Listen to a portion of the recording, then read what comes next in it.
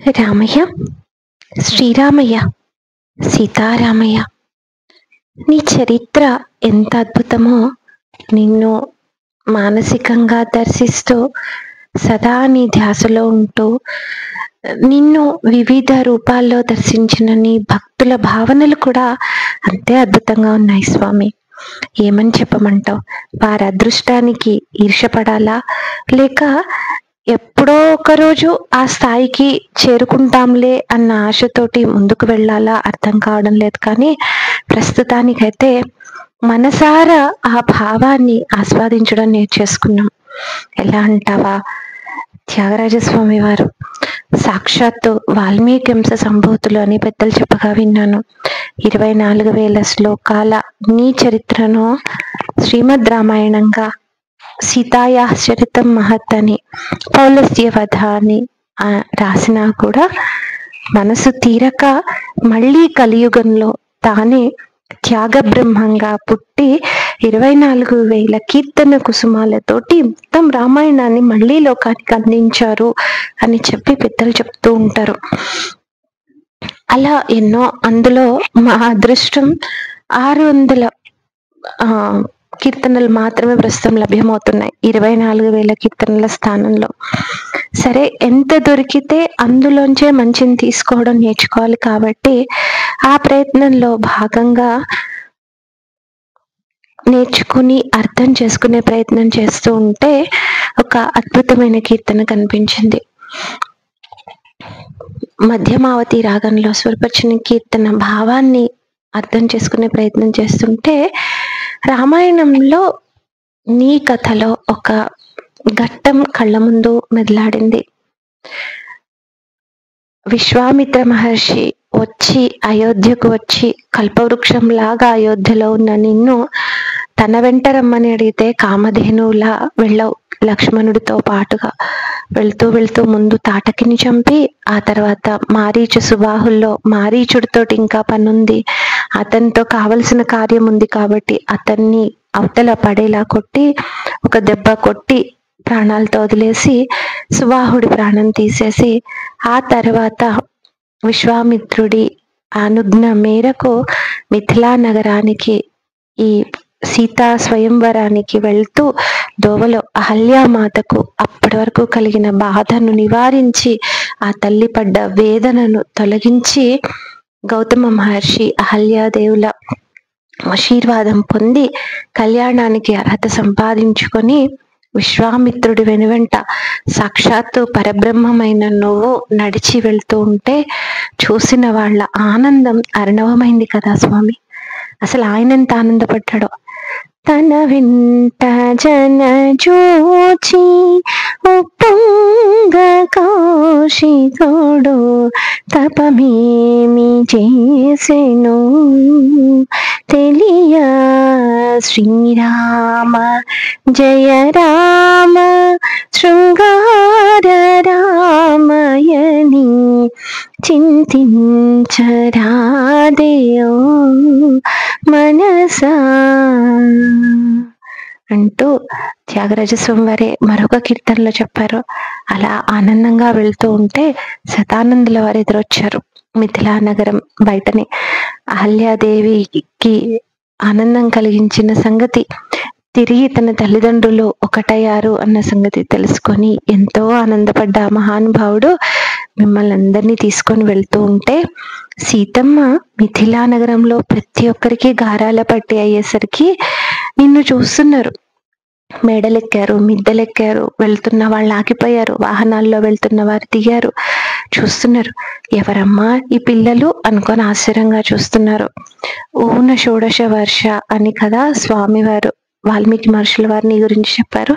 ఇంకా మీ ఇద్దరికి 16 ఏళ్ళు కూడా నిండలేదు, పాలు గారిపోతున్నారు. కనకన రుచిరా కనకవసన అంటూ చూసే కొద్దీ చూడాలనిపిస్తున్న ఆ నగుమోమును చూసి, ఆహా ఈ పిల్లవాడు కదా సరైన వాడు మన జానకీదేవికి అంటే చూడగానే తెలుస్తుంది ఏమిటి, మొహం చూసేసి వాడి స్వభావం ఏంటో చెప్తారా అంటే, మరి నువ్వు అలా ఉండేవాడివి, నిన్ను చూస్తే నీ స్వభావం ఏంటో అర్థమయ్యే వాళ్ళకి అర్థమైంది, అందరికీ అవ్వలేదు.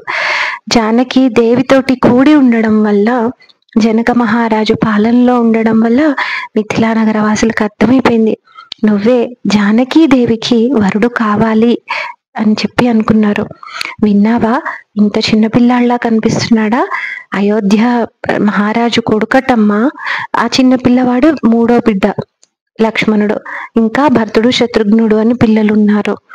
ఇంకా రాముడు గొప్పదనం తెలుసా, ఇంత చిన్న పిల్లవాడ విశ్వామిత్రుడు వెంట నడుచుకుంటూ వచ్చాడమ్మా, యువరాజన్న భేషజం లేకుండా తమ్ముడితో పాటు.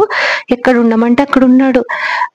వస్తూనే తాటకిని చంపాడు. ఎంత పెద్ద రాక్షసి, ఎలాంటి పనులు చేసింది తెలుసు కదా. అంత రాక్షసిని సంహరించాడు. సుబాహుణ్ణి చంపేశాడు, మారీచుణ్ణి కొట్టాడు. అసలు ఎంత వీరుడమ్మా.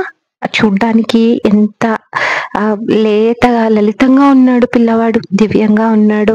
మన సీతమ్మకు తగినవాడు వీడే, అన్ని విధాలా తగినవాడు వీడే. రూపురేఖలు కానీ, గుణగణాలు కానీ, అందచందాలు కానీ, ధైర్యం వీరత్వంలో కానీ మన అమ్మాయికి తగ్గవాడు వీడేనమ్మా. వీడే జానకికి వరుడు అవ్వాలి అని అనుకుంటున్నారు. సీతకు ఇతనే రాఘవుడు అవ్వాలని కోరుకుంటున్నారు. ఇక సర్వం తెలిసిన మునులు ఋషులు అయితే వాసుదేవుడమ్మా ఏమనుకుంటున్నారు అని మనసులో అనుకుంటున్నారు. అంతేకాదు, ఈ వాసుదేవుడు ఎలాంటి వాడు, ఈ స్వరూపం ఎలాంటిది అని అంటే మనలోని అజ్ఞానంని అణచగలిగిన భాస్కరుడు ఇతను. సుజ్ఞానాలకు నిధి, సూర్యుణ్ణి చంద్రుణ్ణి కళ్ళుగా కలిగిన పరబ్రహ్మము, ఎలాంటి మలము లేనివాడు, నిర్మలమైన ఆకారం కలిగిన వాడు, ఎట్లాంటి పాపాన్నైనా హరించగలిగిన శక్తి గలవాడు, ధర్మాన్ని మోక్షాన్ని కూడా దయచేయగలిగిన మహానుభావుడు ఘనుడు ఈ రామచంద్రుడు అనుకుంటూ మురిసిపోతూ ఉన్నారు.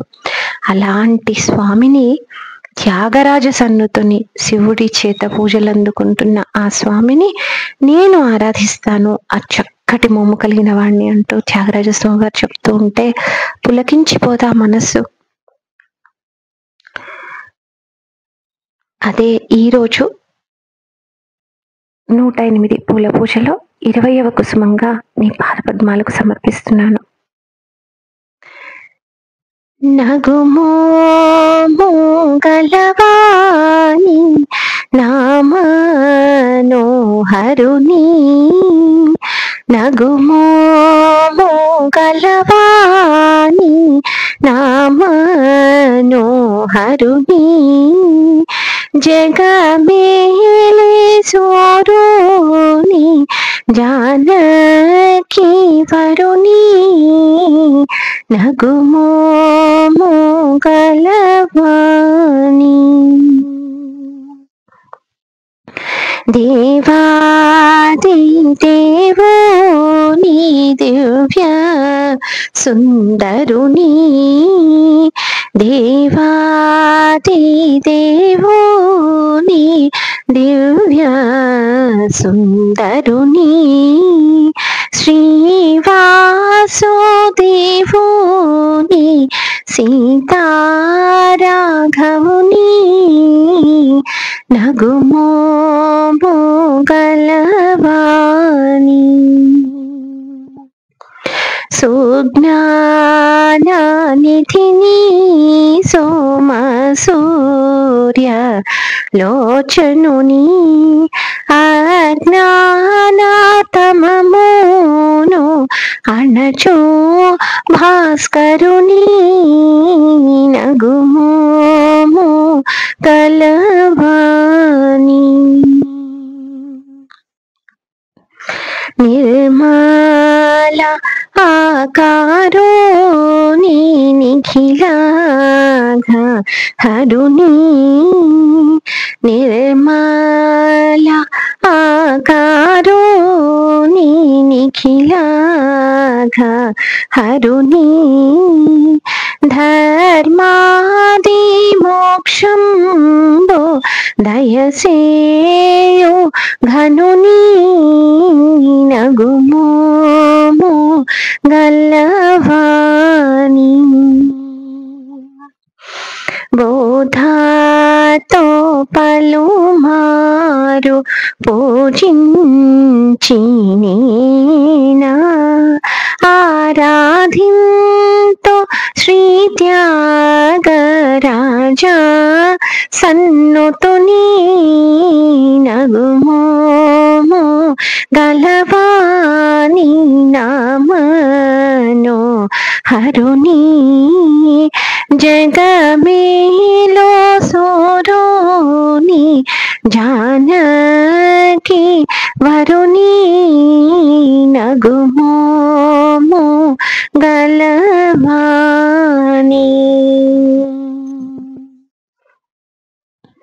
ఆ నగుమోము అన్నది ఊహించుకోవడం కష్టమవుతుందేమో అని రాములలాగా కూడా వచ్చేసావు కదా స్వామి.